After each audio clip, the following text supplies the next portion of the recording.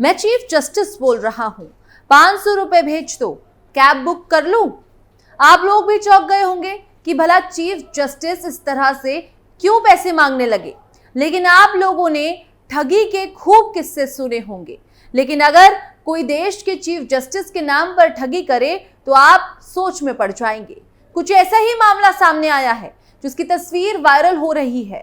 तो क्या है पूरा मामला और किस तरह हो रहा है वायरल तस्वीर, आपको सब कुछ विस्तार से बताएंगे आज की स्पेशल स्टोरी में। चलिए शुरू करते हैं। मैं सीजीआई हूँ, अर्जुन मीटिंग में जाना है, 500 रुपए चाहिए। चीफ जस्टिस चंद्रचूड़ के नाम पर भी ठगी, चीफ जस्टिस को आया गुस्सा, लिया तगड़ा एक्शन। नमस्कार, आप देख रहे हैं कैपिटल टीवी और मैं हूं आपके साथ पारुल त्रिपाठी। इन दिनों एक फोटो वायरल हो रही है। इसमें जो संदेश लिखा है, जिसने भी इसे पढ़ा वो सकते में रह गया। एक शख्स खुद को supreme court CGI D Y Chandrachud बता रहा है। इसके बाद जो उसने किया, देश के मुख्य न्यायाधीश भी हैरान रह गए। कैब बुक करने के लिए मांगे पैसे। ट्विटर पर एक शख्स ने खुद को चीफ जस्टिस के तौर पर पेश करते हुए एक शख्स से कैब के लिए 500 रुपए की मांग कर डाली। मैसेज में लिखा, मैं चीफ जस्टिस हूँ, कॉलेजियम की अर्जेंट मीटिंग है, कनॉट प्लेस में फंस गया हूँ, क्या आप मुझे कैब के लिए 500 रुपए भेज सकते हैं? कोर्ट पहुंचते ही मैं पैसा वापस कर दूंगा।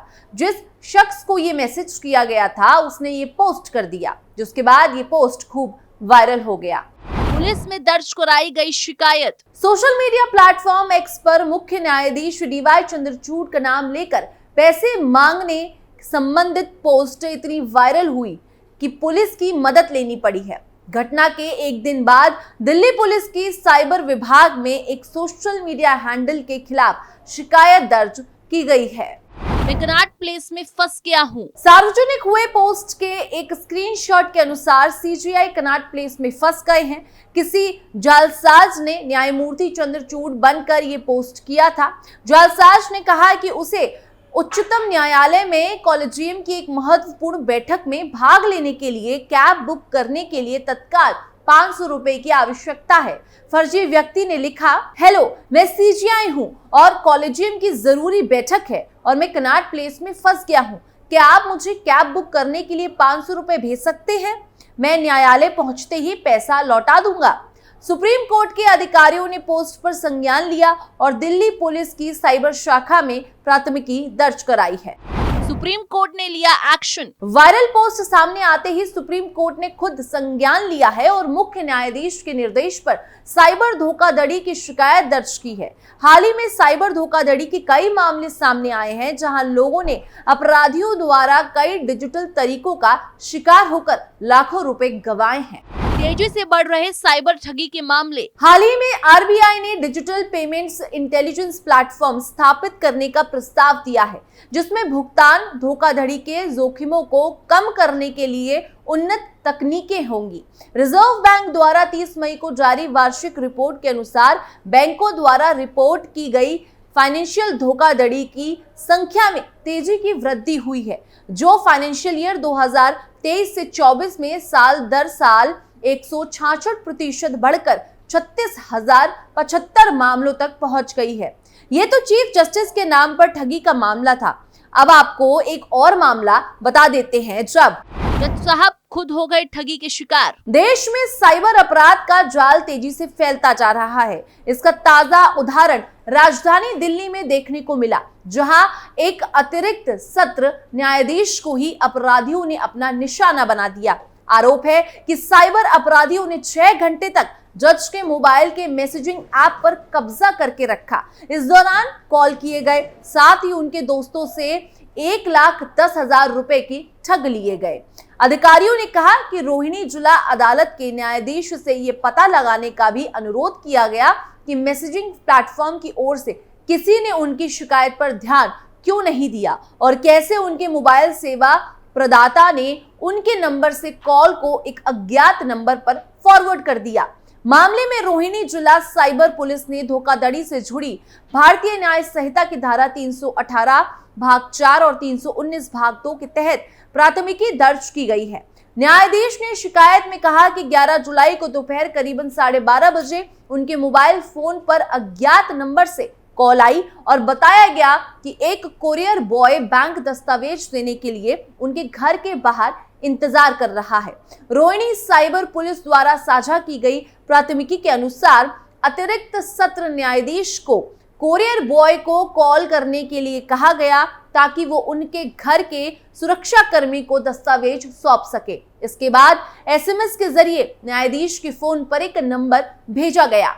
कॉल करते ही फोन हो गया हैक। एफआईआर में कहा कि वो कुछ दस्तावेजों की प्रतीक्षा कर रहे थे और चूंकि वो अपने न्यायिक कार्य में व्यस्त थे, इसीलिए वो उनके जाल में फंस गए और उन्होंने उस नंबर पर कॉल कर दी। न्यायाधीश के पास एसएमएस का स्क्रीनशॉट है। एफआईआर के अनुसार जब उन्होंने उस नंबर पर कॉल की तो उनका मैसेजिंग एप्लीकेशन अकाउंट तुरंत दूसरे डिवाइस पर रजिस्टर हो गया, जिसके बाद उन्हें एक एसएमएस प्राप्त हुआ और उनकी कॉल और एसएमएस कथित तौर पर अज्ञात नंबर पर डाइवर्ट कर दिया गया। एफआईआर में आगे कहा गया कि इस बीच मुझे पता चला कि एक व्यक्ति ने मेरे मैसेजिंग अकाउंट का इस्तेमाल करके पैसे मांगने शुरू कर दिए हैं।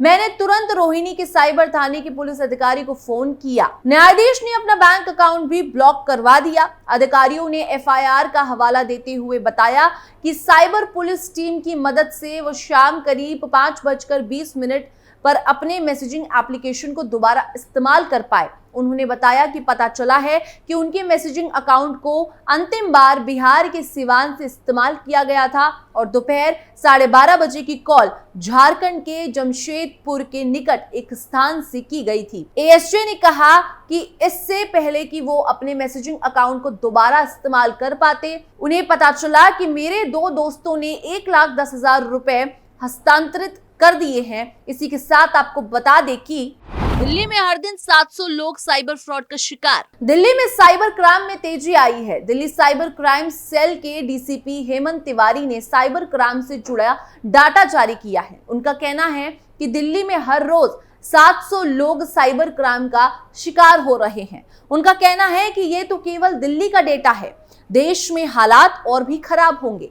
उन्होंने आगे कहा कि हर रोज साइबर क्राइम के 1700 शिकायतें कॉल आती हैं। इसमें से 700 से 800 कॉल नए होते हैं।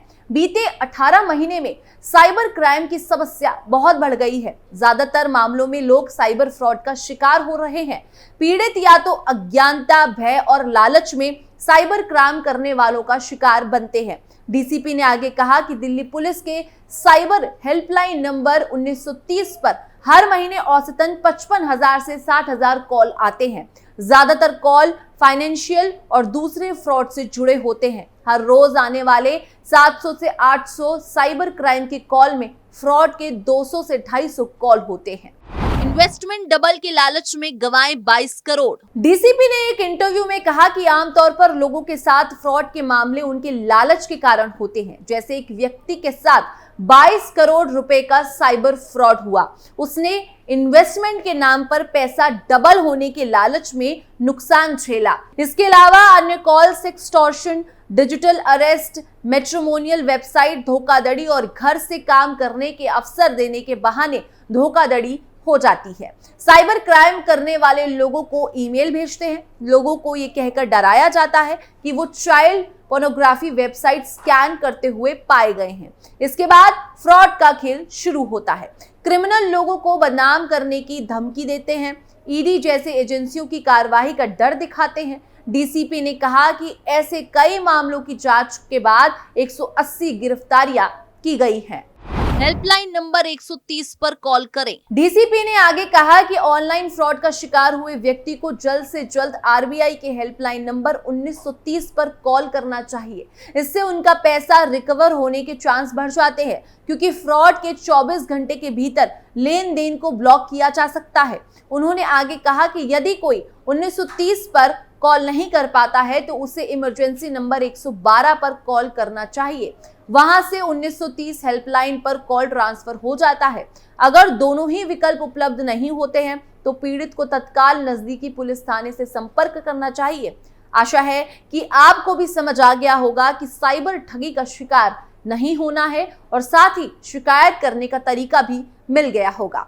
फिलहाल इस खबर में बस इतना ही। बाकी देश और दुनिया की तमाम खबरों के लिए आप देखते रहिए कैपिटल टीवी।